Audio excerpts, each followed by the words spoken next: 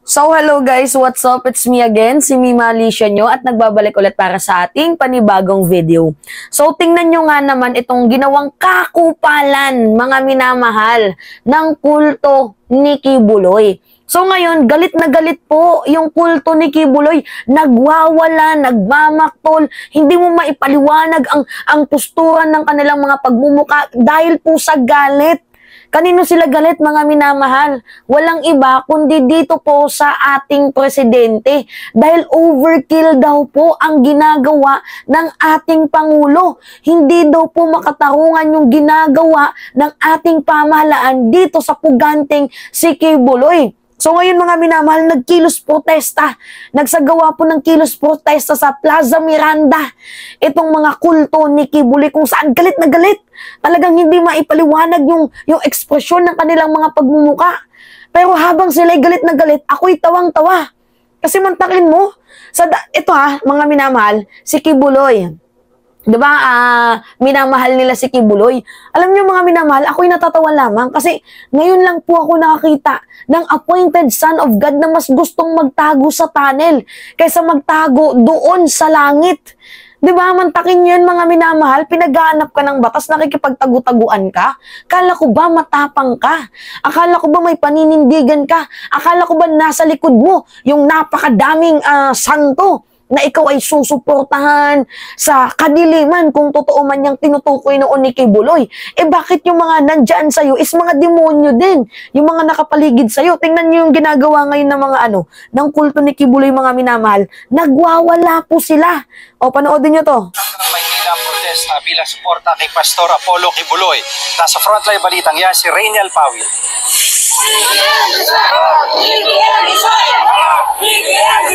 Sa Plaza Miranda pa lang, ramdam na ang gigil at galit ng mga taga-suporta ng KOJC. Bitbit nila ang mga placard na walang ibang mensahe kundi ang panawagang pagbibitiw sa pwesto ni Pangulong Bongbong Marcos. Si Pangulong Marcos ang kanilang sinisisi sa umano'y hindi makataong pagpasok sa KOJC compound sa Davao para ihain ang arrest warrant kay Kibuloy. Mga minamahal, hindi po totoo ng ating presidente ang may kasalanan dyan. Yan po ay order mismo ng pulisya. Dahil tama naman po yung kanilang approach na halugugin, hulihin itong pugante na si Kibuloy. Yan po yung paglilinaw, mga minamahal, ni Secretary of Interior Local Government Benhur Abalos. Ito yung kanyang paglilinaw. Panoodin natin. Panoodin natin, mga minamahal. Tiniyak ni Department of the Interior and Local Government Secretary Benhur Abalos na walang kinalaman ng palasyo ng Malacanang sa ginawang paglusob ng mga pulis sa compound ng grupong Kingdom of Jesus Christ o KOJC ni Apollo Kibuloy sa Davao City. Ayon kay Abalos, purely police operations ang nangyayari at base sa intelligence report na natanggap ng Philippine National Police. Bilang kalihim ng DILG, sinabi ni Abalos na binibigyan niya ng otonomiya ang pulisya kung ano ang nakikita nilang marapat na gawin sa pagsaserve ng warrant of arrest kay Kibuloy at mga kapwa nito akusado. Ang tagal ba naman ni Kibuloy na nagtatago? So mga minamahal, isa din po yung malaking kahihiyan sa ating mga kapulisan, lalo pat itong si Tevis, nakalaya, 'di ba? Nakatakas, ng bansang Pilipinas. Si Bantag din, hindi din makita-kita. Si Alice Go, 'di ba? So pati ba naman si Kibuloy hahayaan nilang makatakas? So hindi po papayag ang PNP niyan, lalo pat malaking kahihiyan na po ito sa kanilang mga pangalan. Kung kaya todo at labis na po, mga minamahal, ang ginagawa nilang paghihigpit at pagbabantay ngayon, to the point nga yung DILG natin ay nakabantay na po sa mga border ng bansang Pilipinas. Yung mga paliparan sa Zambales, Davao, sa Kamaynilaan, nakabantay na po dahil nga po anytime soon itong si Kibuloy ay pwede nga pong lumipad dahil tukoy na kung nasaan siya. So eto, panoodin pa natin sinabi ni DILG Secretary Benhur Abalos.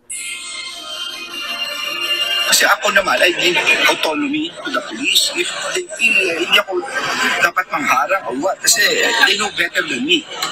If they feel there is adequate intelligence report, so be it. If they feel they have to serve it now or tomorrow, what, so be it.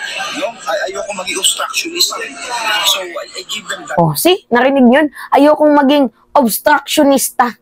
Di ba patama yan sa inyo? sa kulto ni Kibuloy kasi yung ginagawa ninyo, obstruction of justice, lalo pat may warrant of arrest na yung taong hinahanap ng batas, yung pugante na si Kibuloy. Much way. And according to their compiled intelligence report, talagang nandoon nga talaga. Diba? Bakit nyo ba idinidikdik at inilalapit yung pangalan dito ni President Marcos? Diba? Wala naman pong kinalaman dyan ng ating presidente at sino ba yung nagsagawa ng hearing? Diba si Senator Risa Ontiveros? Oh, siya po yung nagsagawa ng hearing at siya din po yung nakabukas ng kaso ni Kibuloy. Ano yung nirereklamo ninyo? At saka kung si PBBM man yung nag-utos, ano naman? Dahil yun naman po yung nararapat hulihin yung may pagkakamali, panagutin sa batas. Hindi di porket kaibigan kayo, makaka-skip ka na sa mga ginawa mong kasalanan. Hindi ganun yun. Diba? If you are a public servant, yung yung will mo, is nasa tao. Hindi sa, dahil naging kabaro mo siya, tumulong sa'yo nung eleksyon, hindi ganun. Diba? Ang mali ay mali at kahit kailan hindi magiging tama ang mali. Diba? So, kailangan itama natin ang mali. Yun. Oh, sabi pa dito, yung mga nag-rally. Yan, pakinggan natin. Si BBM, si Marcos, ay wala na pong moral asin na sila mamuno sa bansang ito. Mariin namin. Ay, ang kapal naman ng mukha. Walang moral, ganyan-ganyan. Para dito sa bansang Pilipinas na mamuno. Bakit si Digong? Nagkaroon ba yan ng moral sa mga Pilipino? Sa kanyang mga pinatay? Buti nga, itong si Kibuloy dinaan sa due process Bakit? Yung mga namatay noong panahon ng AJK, dinaan ba sa due process? Di ba hindi? Kaya nga kinakalampag sila ngayon ng International Criminal Court Diba itong mga taong to, utak ninyo may mga ubo. Tinututulan at kinukundina ang marahas na paglusob. Ano yung marahas na ginawang paglusob ng Philippine National Police? Sila nga po yung nasasaktan dito. Mga minamahal, sila po yung may mga sugat dahil nga po sa approach ng KOJC, sa kanilang napaka-aggressive na movement. Diba meron po mga pulis na may sugat sa ulo, talagang duguan yung mukha, duguan yung tuhod, diba? Tapos yung ibang KOJC, sinasaktan nila ang kanilang mga sarili, mga minamahal, para pag nagkaroon sila ng lapnos, tama ba yun? Yung sugat, ganyan, gas-gas, meron silang isisisi sa PNP. Kita nyo yung nasa balita, mga minamahal kanina? Mamaya, ipi-play natin yan. At ang marahas na pag-implementa ng warrant of arrest na ngayon ay mula pa nung Sabado hanggang ngayon ay hindi pa nila nilisan ang aming compound.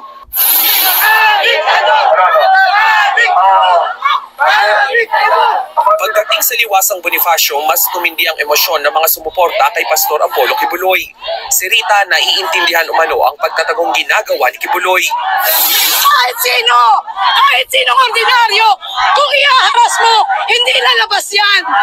Kahit sino, kahit ako, pero susurrender ako kung nasa tama pong lahat. Si Risa naman naniniwalang inosente si Kibuloy. Paano naging inosente? Hindi, natatawa lang ako, mga minamahal Paano naging inosente? Dinaan na po ito siya sa due process. Nagkaroon ng Senate hearing, hindi umattend. So, paano siya naging inosente kung hanggang ngayon hindi pa din siya nagsasalita? Diba? Bakit ba kayo one-sided? Huwag ganun. Pakinggan, babae ka pa man din. Diba, babae ka pa man din. Tapos sumusuporta ka sa isang fugitive. Diba, ito yung sinasabi ko sa inyo nga, mga minamahal, hanggat hindi nyo pa nakararanasan, hindi nyo talaga mafe-feel yung na-experience ng mga kababaihan na nilapastanganan ang pagkatao ni Kibuloy. Diba? Ay, mamatay kami. Lahat ng KOJC, ipaglaban namin si Pastor kahit anong mangyari. Hanggang sa ngayon, hindi pa rin nahuhuli ng pulisya si Kibuloy sa 30-hectare KOJC compound sa Davao City. Nahaharap ang pastor sa mga kaso ng pang-aabuso at human trafficking. Nagbabalita mula sa frontline, Rainiel Pawi, News 5. Yan po, mga minamahal. So, ito yung ipaparinig ko sa inyo kung saan meron pong mga pulis na nasaktan. Kasi masyado pong yung kulto ni Kibuloy masyadong panatiko. Operasyon sa KOJC compound. I'm sure alam niyo po yon, kapag ang gumamit po tayo ng tear gas, yung mismong mga pulis natin ay nakasuot po yan ng gas mask. Baka hindi po sila... Kasi mga sinungaling yung KOJC, may tear gas daw. Tapos yung suot ng ng pulis, hindi naman sila naka-gas mask. 'Di ba? Napakasinungaling. Apektuhan. Ang ginamit po nila ay fire extinguisher po. Tinira po yung mga pulis natin at yung mismong mga members nila na mga sinasabi na tear gas, kaya binibidyohan nila na nililinis ng tubig yung kanilang mga muka at mata, ay wala pong katotohanan yon, na galing po yun sa tear gas. And in fact, yung mismong mga pulis natin na tinira ng fire extinguisher, hindi po nagreklamo. Ang mga miyembro anya ng KOJC ang unang gumawa ng gulo. Sa katunayan, 7 pulis ang nasugatan dahil sa ginawang pananakit ng mga miyembro ni Kibuloy. 7 pulis ang nasugatan dahil sa pananakit ng kulto ni Kibuloy. See? 'Di ba? Pag pulis bawal magreklamo, pag kayo go na go. Ay, mali 'yun. Didodokumento lang po natin lahat at ipapakita natin yan in due time, pati po yung mga pulis natin na nasaktan, lalo po kagabi, may putok po na ulo na pulis po natin, may basag ang nose bridge, marami pong galos, maraming sugat sa paa at sa kamay. Hindi po tayo ang nagsimula ng gulo. Sinabi pa ni Colonel Fajardo na desperado na ang ibang miyembro ng KOJC. May nakuha umano silang video kung saan makikitang sinasaktan ng mga ito ang kanilang kapwa-miyembro upang isisi sa mga pulis. Rinig niyo yun? Ganun po kadesperado itong kulto ni Kibuloy.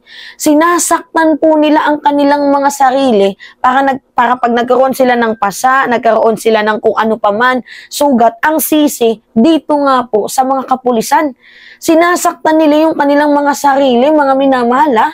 Sila yung nagsasakitan, tapos yung isisisi, yung sisi dito sa mga kapulisan. So, nasaan ng hustisya para sa ating mga kapulisan?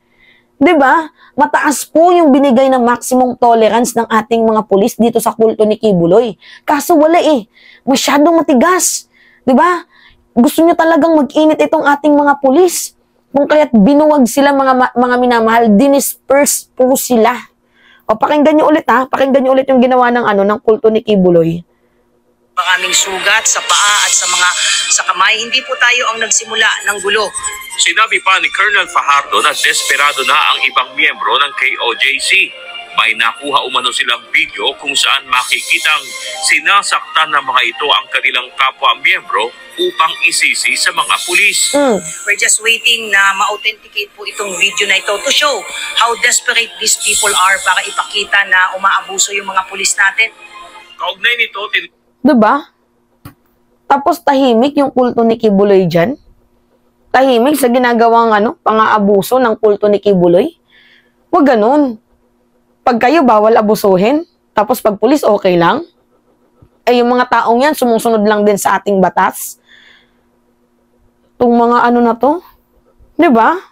Tapos kayo pa itong may ganang magalit, magsasagawa ng rally para ipaglaban yung kulto ninyo na na patron na si Kibuloy. Naku, habang maaga pa mag-isip-isip kayo. Kawawa kayo, sa totoo lang, kayo yung kinakawawa dito ni Kibuloy. Biruin nyo, ang tingin sa inyo, mababang uri ng tao. Papayag kayo nun? Diba? Human shield lang yung tingin sa inyo. Kumbaga, barrier lang kayo ni Kibuloy if ever man na siya kung sakaling tiradahin, kayo yung unang masasapul. Yan ba yung tamang gawain ng isang appointed son of God? Diba? Na isasakripisyo mo yung tao mo kaysa isakripisyo yung sarili mo para matapos na itong gulong to? Kung nag-iisip ka ba naman ng maayos, hindi mo to gagawin. Diba? Hindi mo to gagawin. Bubo mag-isip niyang patron ninyo, pero okay lang sa inyo, diba? Awan ko, choice nyo yan Anyway, yun lamang po mga minamahal. It's me again, si Mima Alicia nyo, at nagbabalik ulit para sa ating panibagong video.